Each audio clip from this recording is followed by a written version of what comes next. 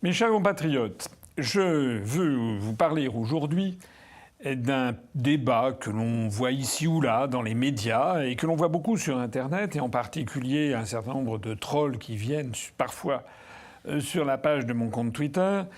Et le débat consiste à faire croire aux Français que si vous n'êtes pas rangé directement derrière le régime ukrainien, si vous militez pour la paix, si vous estimez que les Russes ont eu des raisons sérieuses d'intervenir en Ukraine après 8 ans de bombardement au Donbass, si vous estimez que la presse française est beaucoup trop alignée sur la vision américaine des choses alors que les choses sont beaucoup plus compliquées, si vous n'avez pas envie de soutenir le régime néo-nazi de Kiev, et sans compter les liens avec cette escroquerie générale que représentent FTX et M.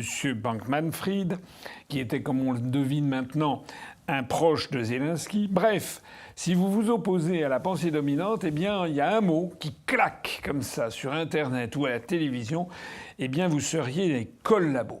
J'ai vu qu'on me reprochait d'être un collabo de Poutine. J'ai vu que l'on me reprochait aussi d'être une espèce de Daladier qui, en 1938, avait participé à la conférence de Munich et en fait avait tout cédé devant Adolf Hitler.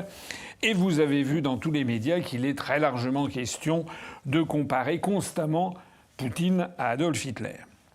Alors je voudrais consacrer cette petite vidéo pour un petit peu clarifier les choses et appeler mes compatriotes à faire preuve de discernement face à la propagande, à creuser le sujet, à s'intéresser à l'histoire pour ne pas faire de mauvaises interprétations. Parce qu'en fait, on a une réinterprétation de l'histoire, une inversion quasiment systématique des valeurs et des positions des uns et des autres. Alors, je voudrais dire d'abord, c'est quoi la collaboration ? À l'origine, c'est un mot formé à partir du latin avec comme constitution, c'est cum statuere, se réunir ensemble.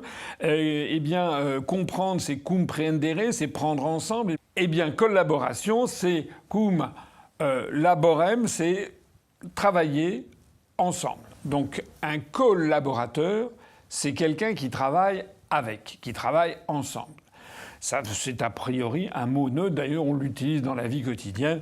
Quand vous dites, par exemple, vous êtes au travail, vous avez des collaborateurs, ce sont des gens qui travaillent avec vous ou qui travaillent sous l'autorité d'un même chef. Bien. Mais en français, ce mot a pris une connotation très particulière à partir de 1940, et tout particulièrement du mois d'octobre 1940. Une réunion est organisée dans la petite ville de Montoire, c'est dans le Loir-et-Cher, dans la gare de Montoire, où le train de Hitler s'arrête et où Pétain, venant de Vichy, est allé le rencontrer. Alors, il y a une photo qui est très célèbre, où on voit justement Pétain qui serre la main de Adolf Hitler, qui est à l'époque donc à la fois le chancelier du Reich, mais surtout le Führer, le directeur, le chef, le leader de l'Allemagne hitlérienne. Cette rencontre a lieu le 24 octobre 1940. La photo, évidemment, fait le tour du monde. Mais il faut savoir, alors les entretiens, on ne sait pas exactement ce qui s'est dit, le verbatim, comme on dit, mot à mot ce qui s'est dit, mais ce que l'on sait, c'est que 6 jours après, le 30 octobre 1940, le maréchal Pétain fait une allocution radiodiffusée depuis Vichy, comme il en a pris l'habitude de parler aux Français au coin du feu pour leur dire l'état de la situation. Et c'est dans cette allocution du 30 octobre 1940 que le maréchal Pétain va utiliser le mot de collaboration. Et il l'utilise dans un paragraphe qu'il faut vraiment que vous connaissiez, tellement il est révélateur de beaucoup de choses. Le paragraphe, c'est le suivant, le passage de son discours est le suivant. Il dit « C'est dans l'honneur et pour maintenir l'unité française, une unité de 10 siècles, dans le cadre d'une activité constructive du nouvel ordre européen, que j'entre aujourd'hui dans la voie de la collaboration. » La collaboration avec l'Allemagne nazie. La première chose qui frappe quand vous revenez à ce discours d'origine, c'est que la collaboration est absolument indissociable de la pensée de Pétain, on le voit, c'est dans la même phrase, c'est à 2 à 3 mots d'intervalle, du nouvel ordre européen. Alors évidemment, ce passage du discours n'est pas enseigné dans les écoles. On n'en parle pas beaucoup. Parce que la collaboration est devenue une ignominie, puisque c'est en fait la France qui se soumet au régime abject d'Adolf Hitler. Mais en revanche, le nouvel ordre européen, dont on a fait en sorte d'essayer de cacher aux Français que c'était le projet hitlérien, je renvoie ici à mes conférences sur les origines cachées de la construction européenne. Eh bien là, en revanche, c'est formidable. On nous explique aujourd'hui que rien n'est mieux que la construction européenne. Alors je voyais aussitôt des gens qui vont se récrier en disant « mais ça n'a rien à voir, c'est honteux, c'est scandaleux ». Non, non, non, c'est pas scandaleux, c'est pas honteux, ça a tout à voir. Il s'agit bien de bâtir un nouvel ordre européen à l'époque, avec Adolf Hitler, avec Mussolini en Italie. Et j'ai eu l'occasion, je renvoie à ma conférence sur les origines cachées de la construction européenne, de signaler le rôle de personnalités éminentes, côté nazi notamment, de Walter Hallstein, qui était l'un des juristes les plus proches de Adolf Hitler, qui participera d'ailleurs à un voyage d'Hitler en Italie pour la rencontre avec Mussolini, et Walter Hallstein qui à la fois mettra sur pied les prémices de l'organisation de cette nouvelle Europe sous domination de l'axe Hitler-Mussolini, mais ce même Walter Hallstein qui ensuite portera sur les fonds baptismaux le projet de traité européen de 1957, le traité de Rome, et deviendra le premier président de la Commission européenne. C'était un ancien nazi, n'en déplaise à tous ceux qui veulent cacher absolument que Walter Hallstein était un juriste nazi. Alors, la première chose que je voudrais dire dans mon propos d'aujourd'hui, c'est que la collaboration, c'est bien dans le cadre d'un projet européen. Et c'est également dans le cadre de collaborer avec quelqu'un qui vous a subjugué, qui vous a mis sous son joug, qui vous a dominé. C'est parce que la France a été envahie par l'Allemagne que Pétain dit on va collaborer à ça. Alors maintenant, je voudrais comparer avec la situation d'aujourd'hui. Et avant de comparer avec la situation d'aujourd'hui, je voudrais rappeler quand même des éléments fondamentaux aussi de l'histoire de France. Qui a déclaré la guerre en 1900 pour la Seconde Guerre mondiale ? Je ne suis pas sûr, malheureusement, que tout le monde le sache. Eh bien, ce n'est pas Adolf Hitler qui a déclaré la guerre à la France, c'est la France qui a déclaré la guerre à Adolf Hitler. Pareil, c'est l'Angleterre qui a déclaré la guerre à l'Allemagne. Ça s'est passé le 3 septembre 1940, c'est-à-dire un mois et demi avant l'entrevue de Montoire dont je parlais à l'instant. Et pourquoi l'Angleterre et la France ont-elles déclaré la guerre à l'Allemagne ? Parce que l'Allemagne, depuis le milieu des années 30, était devenue une puissance en pleine croissance, notamment militaire, et l'Allemagne n'avait pas caché son dessein qui était d'agglomérer à elle les pays de langue germanique pour en fait revenir sur les décisions qui avaient été prises à la fin de la Première Guerre mondiale et qui, avec notamment les nationalités, c'est-à-dire les points de Wilson, on avait créé des nouveaux pays pour tenir compte des nationalités, mais il est vrai que ce principe n'avait pas été appliqué aux germanophones et donc Hitler considérait que c'était absolument injuste et voulait récupérer dans le Reich l'Autriche, qui avait été un des démembrements de l'Empire austro-hongrois, et puis les Sudètes, qui étaient la partie occidentale de la République tchécoslovaque. Et donc, vous connaissez cette histoire, du moins je l'espère. En 1938, l'Allemagne procède à l'Anschluss, c'est-à-dire l'unification de l'Autriche avec le Reich nazi. Donc les démocraties occidentales voient ça avec beaucoup d'inquiétude parce que on sait par ailleurs que le régime hitlérien n'est pas un régime d'enfant de cœur. 1938, il y a eu en 1935 les lois de Nuremberg qui sont des lois de ségrégation raciale et antisémites.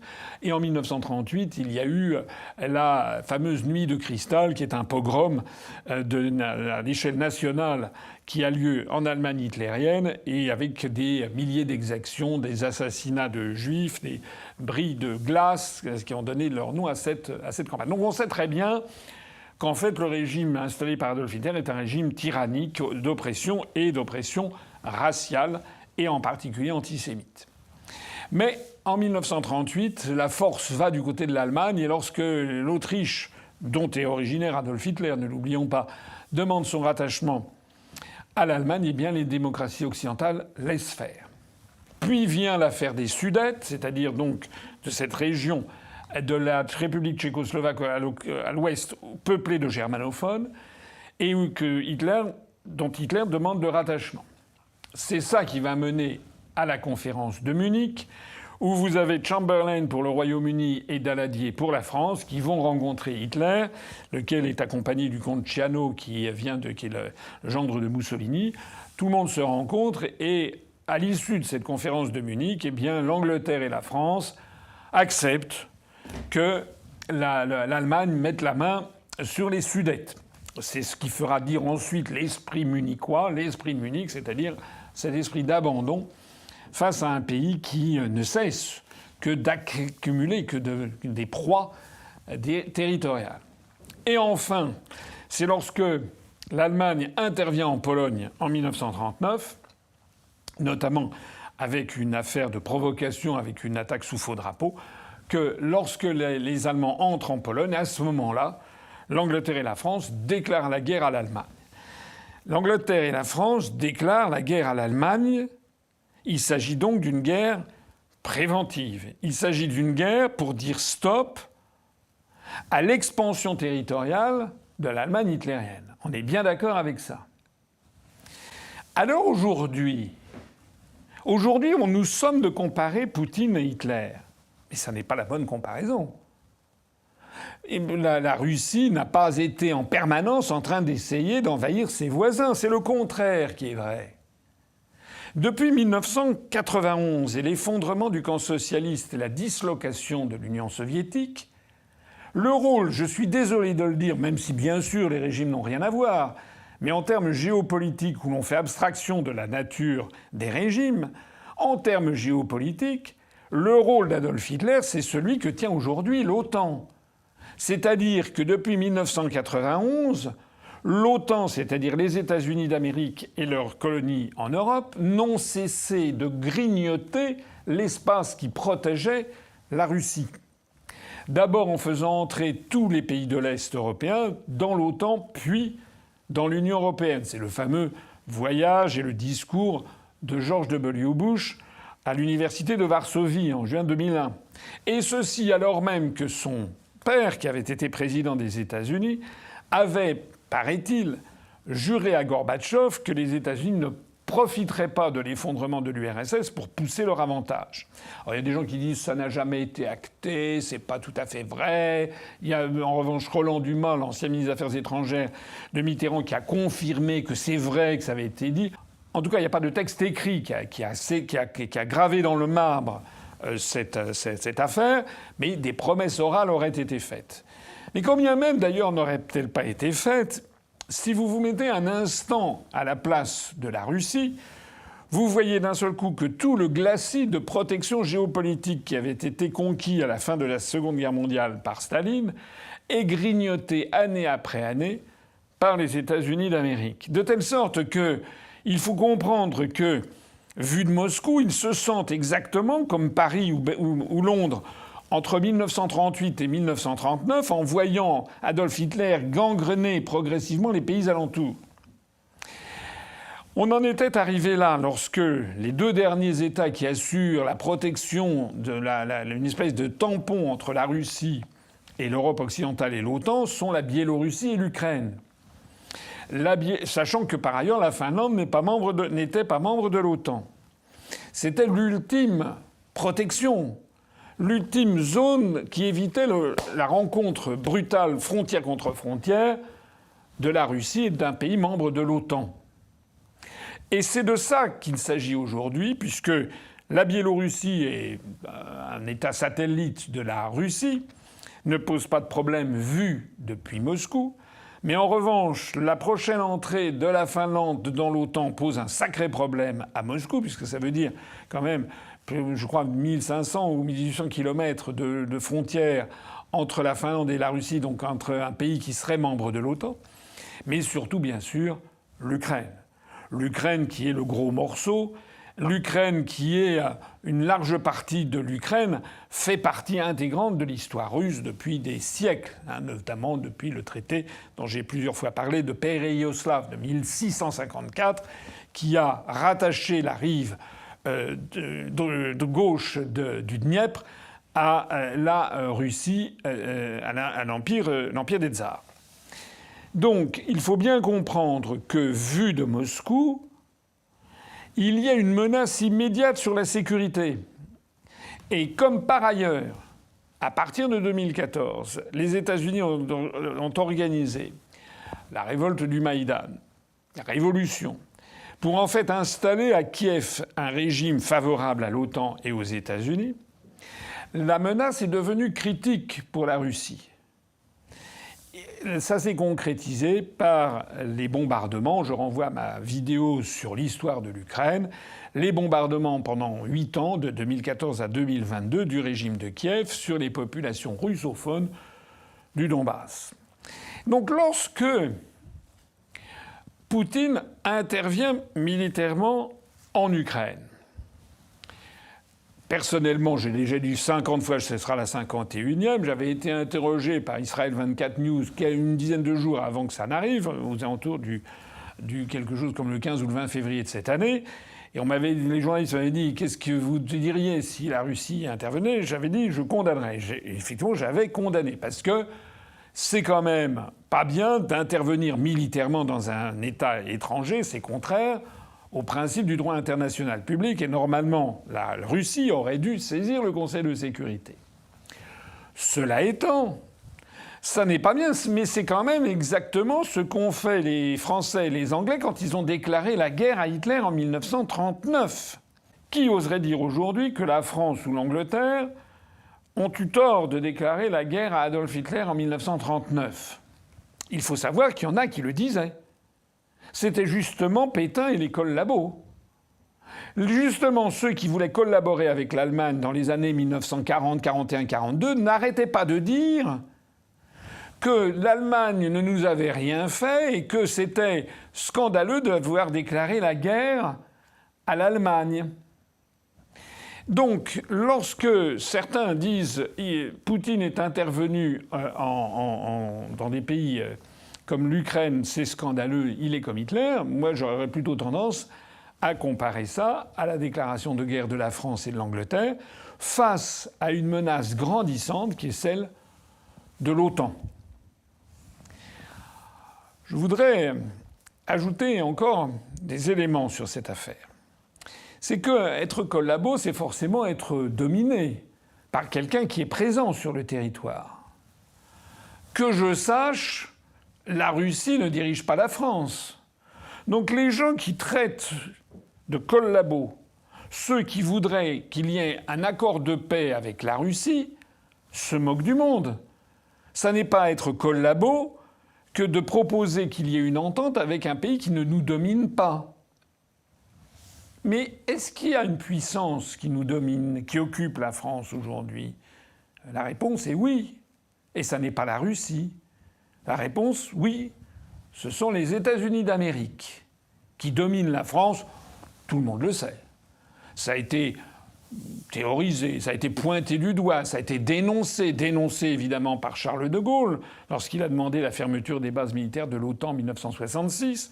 Ça a été dit expressément par François Mitterrand, à la fois dans le dernier Mitterrand, mais aussi par les nombreuses conversations privées qu'il a eues, notamment avec sa femme Danielle Mitterrand, qui le rappelait.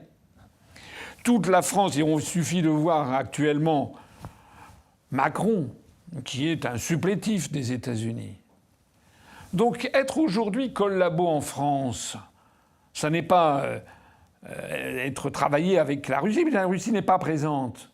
Les collabos, je suis désolé de le dire, sont ceux qui travaillent avec les forces d'occupation actuelles, c'est-à-dire les États-Unis d'Amérique.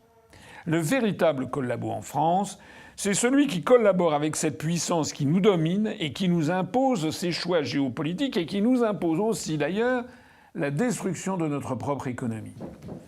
Et je voudrais ici terminer cette vidéo en attirant votre attention sur la politique stratégique la plus fondamentale de ces deux pays.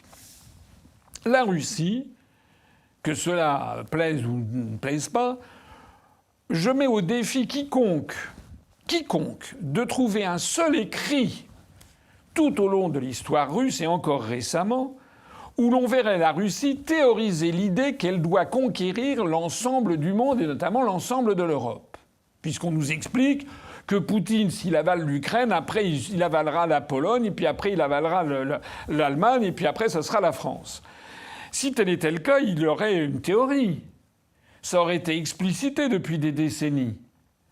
Ce que souhaitait le régime soviétique, c'était autre chose. C'était l'extension de la révolution universelle à l'ensemble de la Terre, mais pas sous la domination nécessairement de Moscou. Il y avait en permanence, il parlait d'internationalisme prolétarien, internationalisme.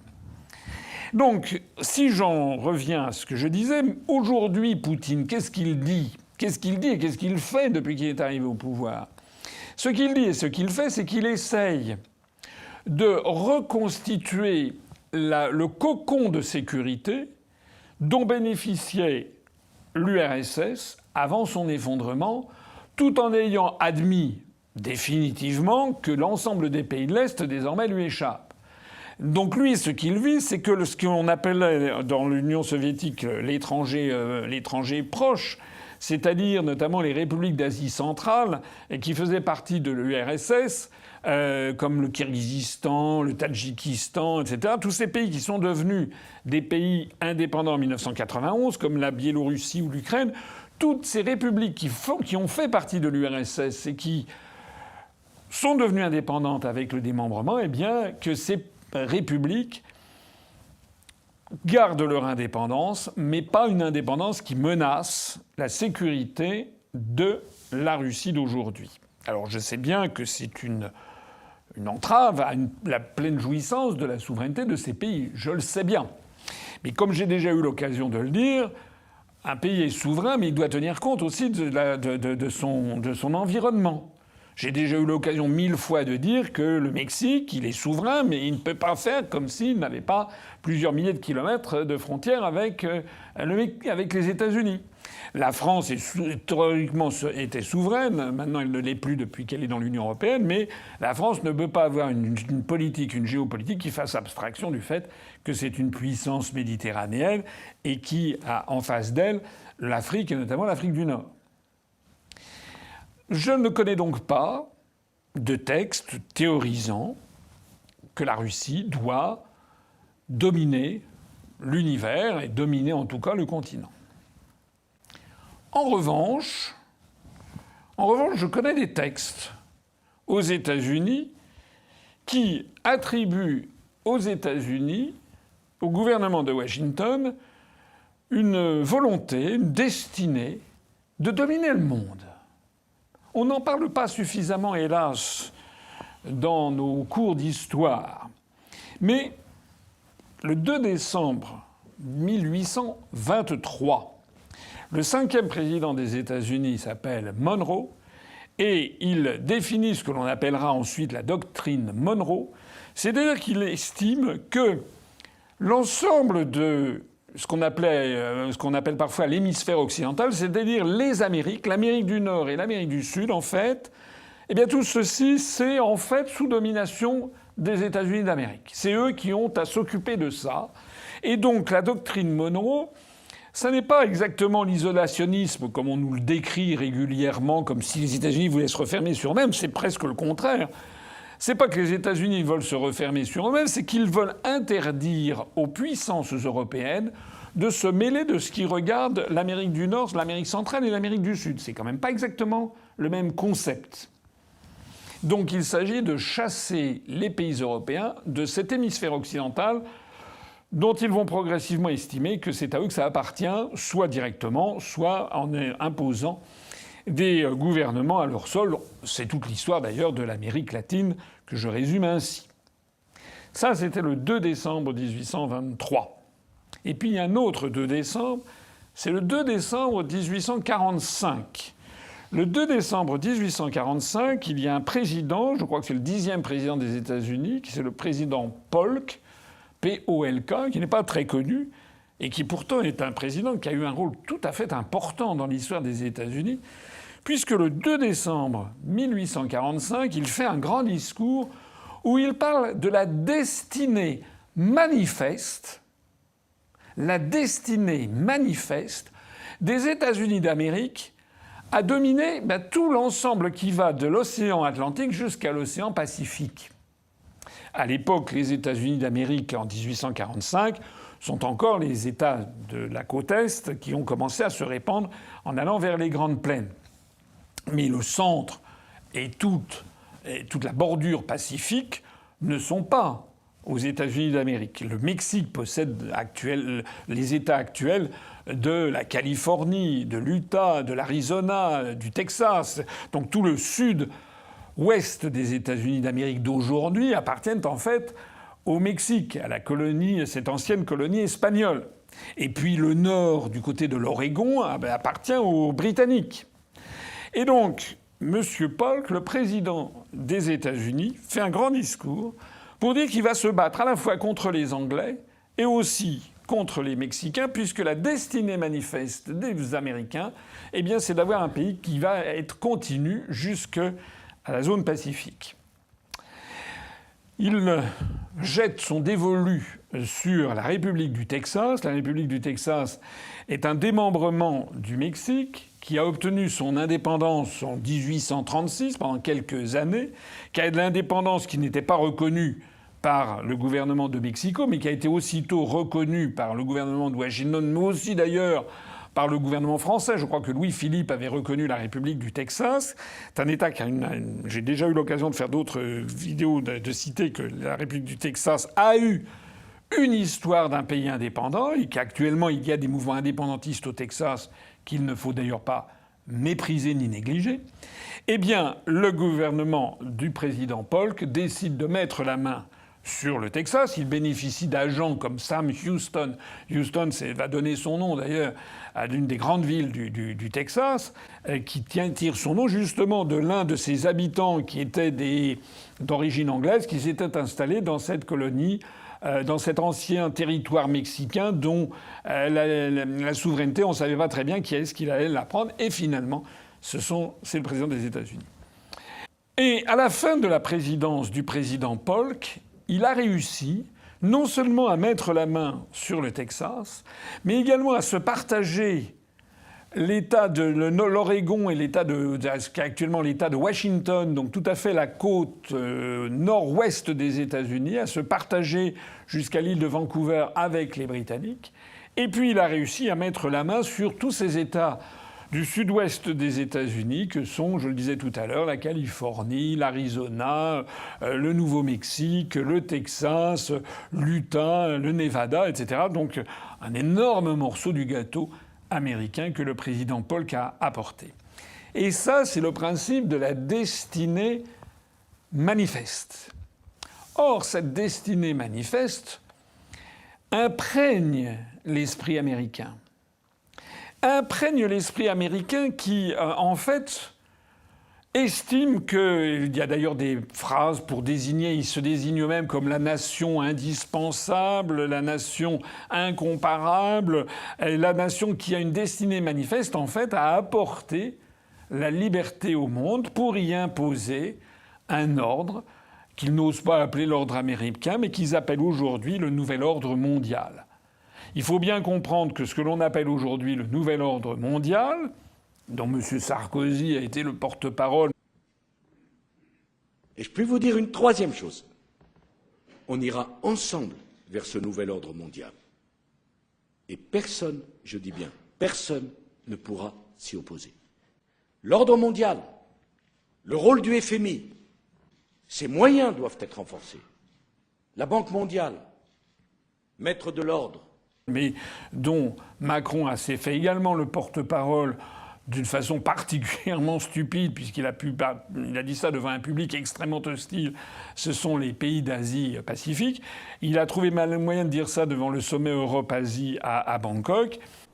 Because now, progressively, a lot of people would like to see there are two orders in this world. This is a huge mistake, even for both the US and China. We need a single global order. Le nouvel ordre mondial, vu par l'ensemble du reste du monde, ça veut dire un ordre unipolaire dirigé par les États-Unis d'Amérique. Moi, lorsque j'entends Macron dire qu'il faut ce nouvel ordre mondial, parce que sinon ça serait la loi de la jungle, d'abord c'est faux. Simplement, ce nouvel ordre mondial, ça veut se substituer au droit international public et à l'ordre international qui est sorti des siècles, et notamment depuis le XVIIe siècle. Mais lorsque j'entends Sarkozy dire il faut un nouvel ordre mondial, ou Macron dire il faut un nouvel ordre mondial, et donc il faut travailler avec eux, je suis désolé, ça va choquer des oreilles prudes. Mais en substance, ça n'est pas différent du discours de Pétain, dont je rappelle qu'il disait « c'est dans l'honneur ». Et pour maintenir l'unité française, une unité de 10 siècles, dans le cadre d'une activité constructive du nouvel ordre européen, que j'entre aujourd'hui dans la voie de la collaboration. Eh bien, on peut dire que Nicolas Sarkozy, Hollande, Macron nous disent en substance que c'est dans le cadre d'une activité constructive du nouvel ordre mondial, sous-entendu dirigé par Washington, eh bien que je suis entré dans la voie de la collaboration. Voilà. Je terminerai ici en disant qu'on est toujours le collabo de quelqu'un d'autre. En 1940, les collabos, ceux qui collaboraient avec l'Allemagne hitlérienne, traitaient de Gaulle de collabo de la City, de collabo du capitalisme ou de la banque juive. Ça, c'est ce que disaient les collabos. Et ils traitaient les communistes de collabos de l'Union soviétique et du judéo-bolchevisme. Donc tout le monde est toujours le collabo de quelqu'un, sauf que la grande différence, et c'est ça sur lequel je voudrais conclure, c'est qu'un collabo, c'est quelqu'un qui se soumet à la puissance qui a mis la main sur la patrie. Et je suis désolé, ça n'est pas en rappelant que la Russie a des droits, que la Russie n'a pas que des torts dans cette affaire et qu'il faut avoir un traité de paix et que ça ne pourra pas être autrement que le fait que l'Ukraine devra céder effectivement la Crimée et probablement le Donbass. Ça n'est pas en disant cela que je serai un collabo, puisque la Russie ne nous domine pas. Au contraire, en disant cela, je fais preuve de courage parce que je m'oppose justement à tous les collabos qui se plient devant la puissance américaine qui a désormais mis la main sur la souveraineté et l'indépendance nationale. Heureusement, je ne suis pas le seul, parce que beaucoup de Français considèrent comme moi qu'aujourd'hui, la première menace qui pèse sur la France, il y en a d'autres, mais la première menace qui pèse sur la France, c'est que nous avons perdu notre souveraineté et notre indépendance nationale au profit de l'oncle Sam. Vive la République et vive la France.